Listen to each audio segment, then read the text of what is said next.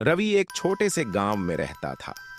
गांव के बाहर एक घना जंगल था जिसके बारे में लोग तरह तरह की कहानियां सुनाते थे। रवि के दादाजी ने उसे कई बार चेतावनी दी थी, जंगल में मत जाना, वहां कई रहस्य छुपे हुए हैं। लेकिन रवि बहुत जिज्ञासु था। एक दिन रवि को जंगल के पास एक पुरानी किताब मिली। उस किताब में खिलौनों का जादुई बाजार नाम की कहानी लिखी थी।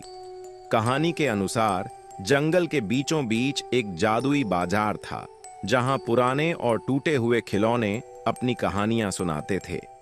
लेकिन किताब ने चेतावनी दी थी कि उस बाजार में एक खतरनाक व्यापारी भी था जो खिलौनों को कैद करके रखता था। रवि का मन नहीं माना। उसने ठान लिया कि वह इस बाजार को जरूर देखेगा। अगले दिन सुबह सुबह जब पूरा गांव सो रहा था, रवि जंगल की ओर निकल पड़ा। जंगल में घुसते ही रवि को अजीब सी आवाजें सुनाई देने लगीं। पक्षी असामान्य तरीकों से चहचहा रहे थे और पेड़ों की शाखाएं हवा में अजीब तरह से झूम रही थीं। अचानक उसे एक छोटी पगडंडी दिखाई दी जो सीधे जंगल के अंदर जा रही थी। जैसे ही रवि ने उस पगडंडी पर कदम रखा, उसे दूर से हंसी और खिलौनों की हलचल की आवाज सुनाई दी। उसने कदम तेज कर दिए। थोड़ी देर बाद वह एक बड़ी खुली जगह पर पहुंचा। वहां जो नजारा था वह उसकी कल्पना से भी परे था। उसके सामने एक विशाल बाजार था। चारों ओर चमकते हुए रंग बिरंगे तंबू लगे थे। हर तंबू पर अलग अलग खिलौने टंगे थे। लकड़ी के घोड़े, धातु के रोबोट, कपड़े की गुड़ियां और ना जाने क्या क्या। हर खिलौना किसी न किसी तरह से जिंदा लग रहा था। आओ आओ, अपनी कहानी सुनाओ, एक खिलौना चिल्ला रहा था। रवि ने देखा कि एक पुरानी कार जो आधी टूटी हुई थी, बच्चों को अपनी कहानी सुना रही थी। रवि ने एक खिलौने के पास जाकर पूछा, तुम्हें यहां कौन लाया? हमें लोग जब फेंक देते हैं तब हम यहां आते हैं, खिलौने ने जवाब दिया। यह बाजार हमारा घर है, लेकिन हमें उस व्यापारी से बचकर रहना पड़ता है। कौन व्यापारी? रवि ने पूछा। शांत रहो, खिलौना फुसफुसाया। वह यहीं कहीं घूम रहा होगा। तभी एक गूंजती हुई आवाज ने पूरे बाजार को चुप कर दिया। एक लंबा काला साया तंबुओं के बीच से गुजर रहा था। वह व्यापारी था। उसके हाथ में एक बड़ी जादुई छड़ी थी जिससे वह खिलौनों को अपनी ओर खींच लेता था। कौन नया आया है यहां? व्यापारी की गूंजती आवाज ने सबको डरा दिया। रवि जल्दी से एक तंबू के पीछे छुप गया। मैं किसी को नहीं छोड़ूंगा, ये सभी खिलौने मेरे होंगे, व्यापारी ने कहा। उसने अपनी छड़ी घुमाई और एक छोटे से रोबोट को खींच लिया।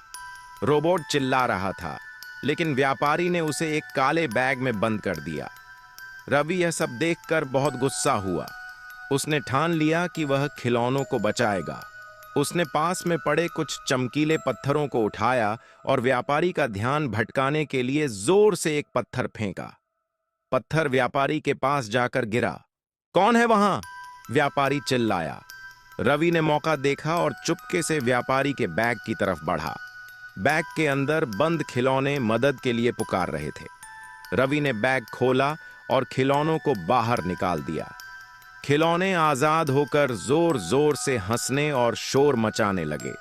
व्यापारी ने यह देखा तो वह गुस्से में लाल हो गया।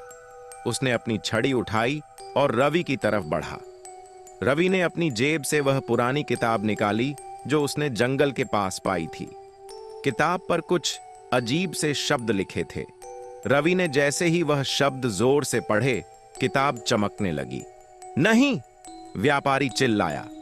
जादुई किताब की रोशनी व्यापारी पर पड़ी और उसकी शक्ति खत्म होने लगी। वह धीरे धीरे गायब हो गया। व्यापारी के गायब होते ही पूरा बाजार खुशियों से भर गया। सभी खिलौने रवि के चारों ओर इकट्ठा हो गए और उसे धन्यवाद देने लगे। तुमने हमें आजाद कर दिया, एक खिलौने ने कहा। अब यह बाजार फिर से सुरक्षित है। रवि ने खिलौनों से वादा किया कि वह उनकी कहानी किसी को नहीं बताएगा ताकि बाजार हमेशा सुरक्षित रहे। रवि जब वापस गांव पहुंचा तो सूरज ढल रहा था। उसके चेहरे पर एक मुस्कान थी और दिल में एक रहस्य जिसे वह हमेशा के लिए संजो कर रखना चाहता था। उस रात रवि ने अपनी डायरी में लिखा, जंगल के उस पार एक जादुई दुनिया है और कभी-कभी हमें सिर्फ अपने डर को हराने की जरूरत होती है ताकि हम उन जादुई पलों का अनुभव कर सकें।